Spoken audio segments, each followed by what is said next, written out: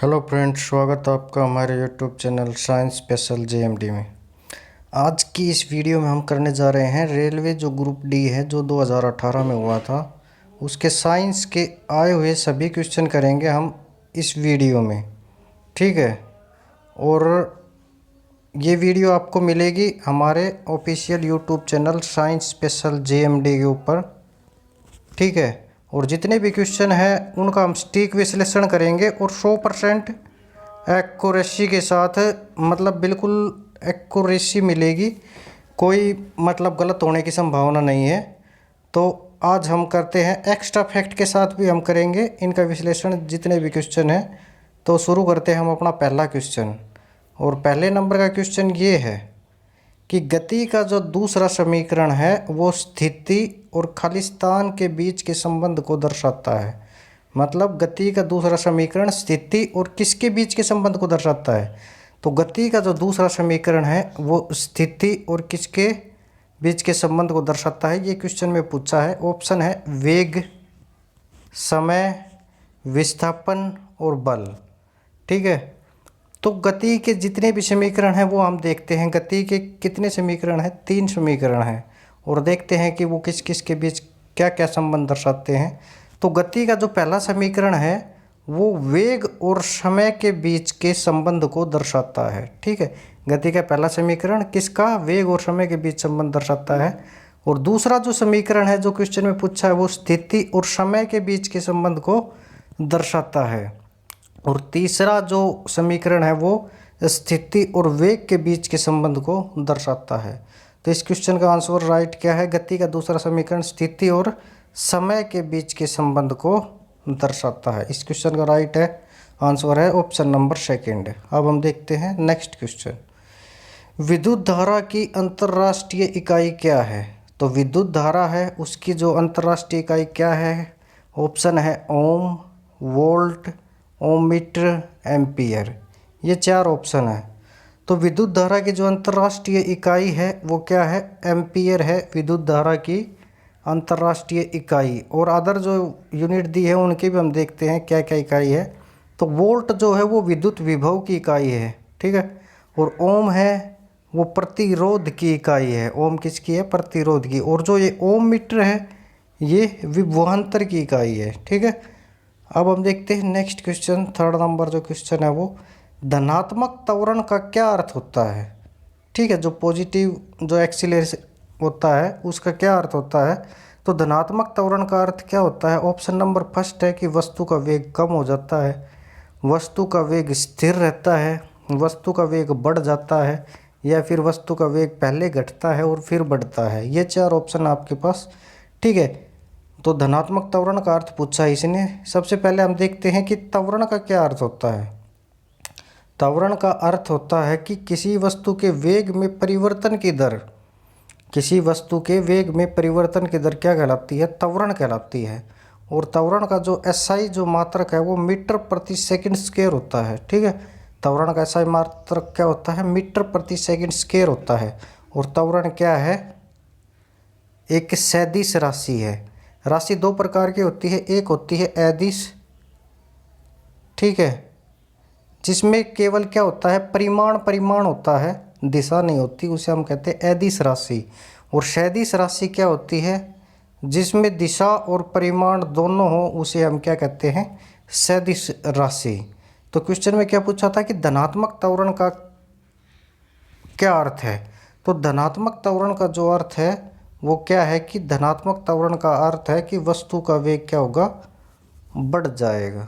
ठीक है, तो ऑप्शन नंबर जो थर्ड है वस्तु का वेग बढ़ जाएगा, ये बिल्कुल राइट है।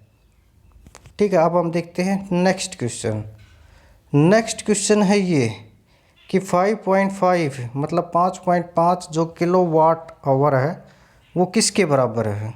ऑप्शन है 14 गुणा 10 की शक्ति 6, और दूसरा ऑप्शन है 19.8 गुणा 10 की शक्ति 6, तीसरा ऑप्शन है 14.4 गुणा 10 की शक्ति 8, और चौथा ऑप्शन है 14.8 गुणा 10 की शक्ति 8। तो इसका जो आंसर है वो सेकंड नंबर का जो आंसर है 19.8 गुणा 10 की शक्ति 6, ये बिल्कुल सही है। क्योंकि एक जो किलोवाट आवर होता है वो किसके बराबर होता है? 36 लाख जूल के। ठीक है, 36 लाख जूल के। और 5.5 किलोवाट किसके बराबर है? इसको 36 लाख से मल्टीप्लाई कर लो, गुणा कर लो, तो ये आता है 19.8। और इसके आगे 5 जीरो और लगा दो, तो 19.8 गुणा 10 की शक्ति 6 जूल के बराबर होता है 5.5 किलोवाट आवर। अब हम देखते हैं नेक्स्ट क्वेश्चन। जब आप कॉइल स्प्रिंग को कंप्रेस करते हैं तो स्थित ऊर्जा में क्या प्रभाव आता है? ठीक है, जब आप कॉइल स्प्रिंग को कंप्रेस करते हैं मतलब खींचते हैं, तो क्या प्रभाव आता है स्थित ऊर्जा में? ये पूछा है क्वेश्चन में। ऑप्शन है बढ़ती है, घटती है, अपरिवर्तित रहती है या फिर जीरो हो जाती है। ठीक है, सबसे पहले हम देखते हैं कि स्थित ऊर्जा क्या होती है। स्थित ऊर्जा होती है अन्य वस्तुओं के साथ अपनी स्थिति के कारण या फिर तनाव के कारण जो ऊर्जा उत्पन्न होती है उसे हम क्या कहते हैं? स्थितिज ऊर्जा। और गतिज ऊर्जा क्या होती है? जो गति के कारण उत्पन्न होने वाली ऊर्जा को हम क्या कहते हैं? गतिज ऊर्जा। तो इसका जो आंसर है वो, जब आप कॉइल स्प्रिंग को कंप्रेस करेंगे तो स्थित ऊर्जा क्या होगी? बढ़ जाती है। फर्स्ट नंबर का जो ऑप्शन है वो बिल्कुल करेक्ट है। ठीक है, अब हम देखते हैं नेक्स्ट क्वेश्चन। केरोसिन को आता है, ये मैं लिख दिया। केरोसिन को किस धातु में रखा जाता है? मतलब सॉरी, केरोसिन जो धातु है उसको किस में रखा जाता है? ये क्वेश्चन ऐसा आता। ठीक है, केरोसिन धातु है वो, सॉरी ये क्वेश्चन ही गलत हो रहा है। केरोसिन में कौन सी धातु को रखा जाता है? ये क्वेश्चन है ये। ठीक है, केरोसिन में कौन सी धातु को रखा जाता है? मतलब जो मिट्टी का तेल है उसमें कौन सी धातु को रखा जाता है? ऑप्शन है पोटासियम और सोडियम, सेकंड ऑप्शन है सिलिकॉन और मरकरी, थर्ड ऑप्शन है गोल्ड और सिल्वर, और जो फोर्थ ऑप्शन है वो एल्यूमिनियम और कैल्शियम। ठीक है, जो केरोसिन जो मिट्टी का तेल है उसमें किसको रखा जाता है? पोटासियम और सोडियम को रखा जाता है मिट्टी के तेल में, क्योंकि पोटासियम और जो सोडियम है, पोटासियम और ये कैल्शियम गलत लिख दिया यहाँ, पोटासियम और जो सोडियम है वो क्या होता है कि वायु के संपर्क में आने से क्या हो जाता है कि आग पकड़ लेता है। ठीक है, जब पोटासियम और सोडियम ऑक्सीजन के साथ अभिक्रिया करता है तो क्या करता है? आग पकड़ लेते हैं। इसलिए हम इन्हें किस में रखते हैं? मिट्टी के तेल में या फिर केरोसिन के तेल में। अब हम देखते हैं नेक्स्ट क्वेश्चन। निम्नलिखित में से कौन सी ध्वनि की विशेषता नहीं है? ये पूछा इसने। नीचे ऑप्शन दिए हैं। फर्स्ट ऑप्शन है आयाम, सेकंड ऑप्शन है तरंग दैर्घ्य, थर्ड ऑप्शन है आवर्ती और फोर्थ है घनत्व। ठीक है, जो ये तीन होते हैं ना, ये ध्वनि की विशेषता होती है इन तीनों में, लेकिन जो ये घनत्व है ये ध्वनि की विशेषता नहीं है। अब हम देखते हैं ये तीनों होते क्या हैं। आयाम, सबसे पहले हम देखते हैं आयाम क्या होता है। तरंग के किसी कण, ठीक है, जैसे एक तरंग ऐसे जा रही है, उसका कोई एक कण द्वारा उसके साम्य अवस्था से अधिकतम विस्थापन को आयाम कहते हैं। जैसे एक नॉर्मल अवस्था है उससे अधिक विस्थापन होना क्या कहलाता है? आयाम कहलाता है। और सेकंड देखते हैं हम आवर्ती। आवर्ती होता है एक सेकंड में कण द्वारा उत्पन्न कंपन। जैसे ये कण है, ये यहाँ जाएगा यहाँ जाएगा, और जो ये दिख रहा है ये क्या है? कंपन है। ठीक है, तो एक सेकंड में कण द्वारा उत्पन्न कंपन को क्या कहते हैं? आवर्ती। और थर्ड है तरंग दैर्घ्य। तरंग दैर्घ्य क्या होता है? तो तरंग दैर्घ्य होता है कि एक दोलन में कण द्वारा तय की गई दूरी। ठीक है, एक दोलन ये होता है, ये एक दोलन, इसमें जितनी दूरी तय की इसने वो कहलाता है तरंग दैर्घ्य। ठीक है, अब हम देखते हैं नेक्स्ट क्वेश्चन 8 नंबर का। यदि हम पेड़ की टहनी को जोर से हिलाए तो सारी पत्तियां नीचे गिर जाती है, ऐसा क्यों होता है? तो ऑप्शन है जड़त्व के कारण, वेग के कारण, आवेग के कारण या मुक्त पतन के कारण। तो इसका जो राइट आंसर है वो क्या होगा? जड़त्व के कारण ये होता है कि पेड़ की टहनी को हिलाए तो सारी पत्तियां नीचे गिर जाती है। क्यों? क्योंकि न्यूटन का जो पहला नियम है वो यही कहता है कि कोई भी वस्तु विराम अवस्था में तब तक रहती है जब तक हम उस पर कोई बाह्य बल नहीं लगाते। तो ये पेड़ की पत्तियां हैं, ये विराम अवस्था में है, जब हम हिलाएंगे मतलब अपना बल लगाएंगे तो ये नीचे गिरेगी। ठीक है, तो ये जड़त्व के कारण होता है। अब हम देखते हैं नेक्स्ट क्वेश्चन। निम्नलिखित में से कौन सी मात्रा चाल के साथ इसकी गति को निर्दिष्ट करती है? ठीक है, किसके साथ? चाल के साथ। फर्स्ट ऑप्शन है आवेग, सेकंड है वेग, थर्ड है विस्थापन और फोर्थ है बल। ठीक है, तो चाल के साथ कौन सी जो मात्रा है इसको गति निर्दिष्ट करती है? तो ये जो वेग है, ये जो सेकंड नंबर ऑप्शन है ये बिल्कुल सही है। अब हम देखते हैं इनकी परिभाषा। वेग क्या होता है? वेग किसी वस्तु द्वारा एकांक समय में एक निश्चित दिशा में तय की गई दूरी। ठीक है, वेग क्या होता है? किसी वस्तु द्वारा एकांक समय में एक निश्चित दिशा में तय की गई दूरी। और आवेग क्या होता है? किसी पिंड की गति पर बल का कुल प्रभाव कहलाता है आवेग। और विस्थापन क्या होता है? किसी विशेष दिशा में चली गई दूरी। ठीक है, किसी विशेष दिशा में चली गई दूरी क्या कहलाता है? विस्थापन। अब हम देखते हैं नेक्स्ट क्वेश्चन। निम्नलिखित में से कौन सा एक परमाणुक है? एक परमाणुक क्या होता है? जिसमें केवल परमाणु का एक अंश हो। ठीक है, वो कहलाता है एक परमाणुक। ऑप्शन है hydrogen, second option argon, third है गंधक और फोर्थ है ऑक्सीजन।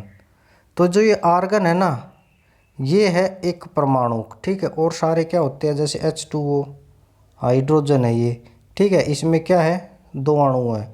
ऑक्सीजन O2, इसमें क्या है? दो अणु। लेकिन आर्गन Ar लिखा जाता है, इसमें क्या है? एक अणु। ठीक है, तो ये क्या है? एक परमाणुक।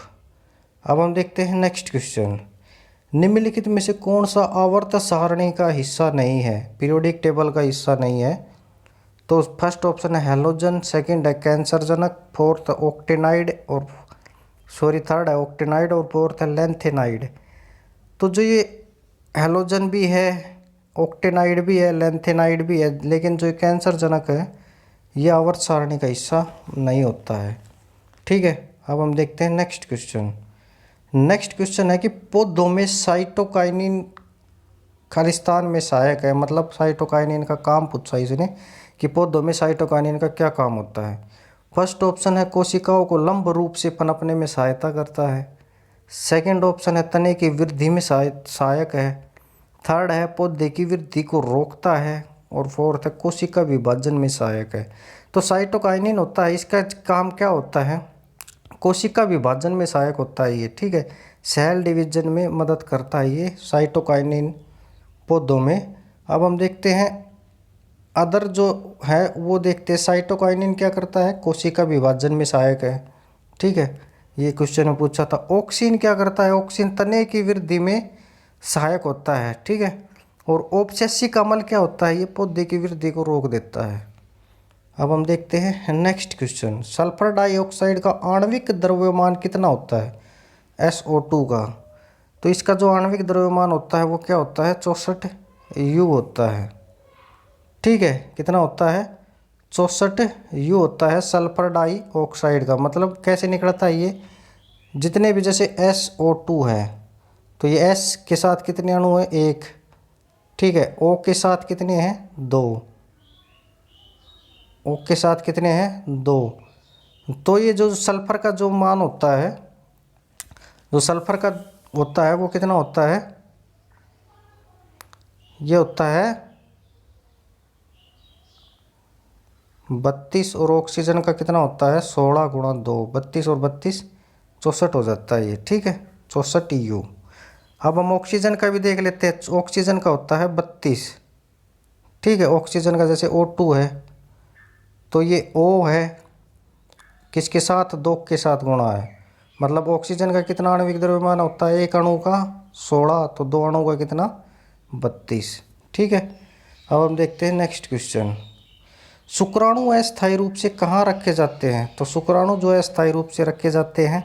ऑप्शन है वर्षण, मूत्राशय, अधिवर्षण और वास एफ्रेंस में।